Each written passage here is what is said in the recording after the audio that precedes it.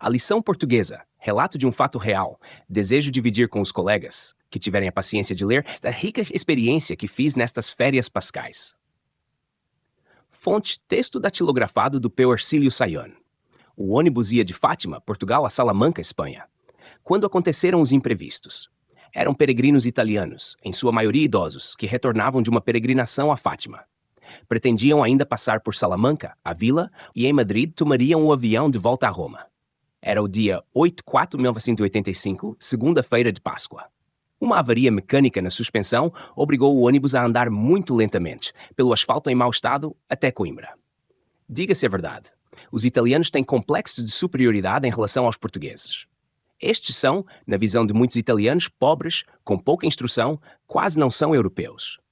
Pedir socorro a mecânicos portugueses era uma necessidade que não se podia evitar. Fomos acolhidos numa oficina do município. Como era municipal, existia uma certa burocracia e foram necessários telefonemas, permissões de um chefe, de outro, etc., o que começou a irritar alguns passageiros. Para consertar a suspensão, todos tiveram que descer do ônibus. Por azar, começou a chover. Foi então que os portugueses começaram a nos dar a lição. Encostaram um ônibus vazio ao lado do nosso, onde pudemos nos abrigar da chuva enquanto consertavam o nosso. Eram ali pelas 10 horas da manhã. 6 mecânicos, orientados por um chefe, começaram o difícil trabalho. As horas passavam demoradas no ônibus-abrigo. 11 horas, 12 horas, 13 horas. A oficina deveria fechar para o almoço dos mecânicos. Mas não. Enquanto não terminaram, não foram almoçar. Finalmente pronto. Na hora de pagar o serviço, uma surpresa. Não aceitavam pagamento. Foi com alegria que quiseram nos prestar esta ajuda, e não pensando em dinheiro. A muito custo aceitaram uma gorjeta. O fato era inexplicável para os italianos. Na Itália tudo se paga. Até favor. Este gesto dos mecânicos portugueses começou a desvelar aos italianos não só a verdadeira face dos portugueses, mas todo um mundo em que os valores são outros, e não o dinheiro, o pagamento, o salário. Um mundo em que auxiliar o próximo tem mais importância que um pouco a mais ou a menos de dinheiro no bolso. A viagem prosseguiu, cheia de comentários elogiosos ao gesto português. Mas a lição não terminara. O episódio da oficina fora apenas a introdução. Eram passadas já as 15 horas, quando chegamos ao ponto pré-determinado para o almoço. Restaurante A Saborosa, cerca de 70 quilômetros adiante de Coimbra, perto de Tábua, ao longo da rodovia que se estende rumo à fronteira espanhola, cheia de curvas e em mau estado de conservação. Ao descer do ônibus, o chefe da excursão gela. Perde a palavra. Começa a olhar embaixo do assento. Entra e sai, branco. Desaparecera a pasta que continha todo o dinheiro da excursão e as passagens aéreas já confirmadas de todo o grupo Madrid-Roma. E era muito dinheiro, pois sendo a primeira viagem da organização neste roteiro, o pagamento das refeições e hospedagens era feito em dinheiro e não em cheque italiano. Milhões de liras, em escudos, em pesetas, em liras. Todos gelam. A excursão parecia ter chegado bruscamente ao fim. Que fazer? Quem tirar a pasta? Como é possível? Foi na oficina, certamente, e na mente de muitos certamente lampejou a suspeita. A generosidade em não cobrar nada estava explicada. Safados portugueses. A primeira ideia, sem pensar em almoçar, foi correr a um telefone, avisar a polícia, telefonar para o chefe da oficina mecânica de Coimbra. Foi então que a lição dos portugueses teve continuidade. Ao chegar ao telefone do restaurante A Saborosa, havia já um recado. Um operário, ao ser mandado recolocar no devido lugar o ônibus que nos abrigara da chuva enquanto arrumavam o nosso, encontrara lá dentro uma pasta e um guarda-chuva. Certificando-se do valioso conteúdo da bolsa, muitos meses de seu salário, levou imediatamente ao chefe e ambos contaram e anotaram exatamente o dinheiro encontrado. Depois telefonaram à polícia, dizendo que um grupo de italianos havia pedido socorro mecânico lá e deixado uma pasta com muito dinheiro. Não sabiam dizer os nomes, nem onde iríamos almoçar.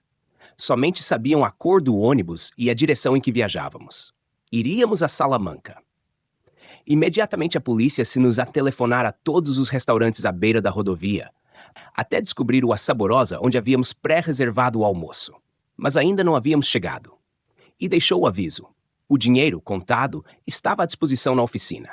Tamanha honestidade e a diligência em nos procurar comoveu a todos. A lição estava sendo dada magistralmente. Junto com elogios aos portugueses, os italianos começaram a se desprezar a si próprios. Isso nunca aconteceria na Itália.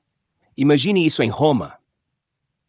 Pena que os portugueses vão entrar agora na comunidade europeia, pois vão aprender os nossos vícios. Isso mereceria um telefonema de parabéns ao presidente português e outros comentários semelhantes. Mas, incrivelmente, a lição não acabara ainda. Como estávamos a cerca de 70 quilômetros de Coimbra, o mais certo não era retornar com o ônibus para buscar o dinheiro, mas com um táxi. Seria mais rápido e evitaria mais 2 horas de atraso, além das 3 que já tivéramos na oficina. Mas não havia táxi naquele descampado, nem carro particular. Pedimos, então, por telefone ao chefe da oficina que mandasse a pasta com um táxi de Coimbra, fazendo-nos assim mais um favor, além de ganharmos tempo e podermos almoçar. Foi quando o chefe nos deu a última dose da lição.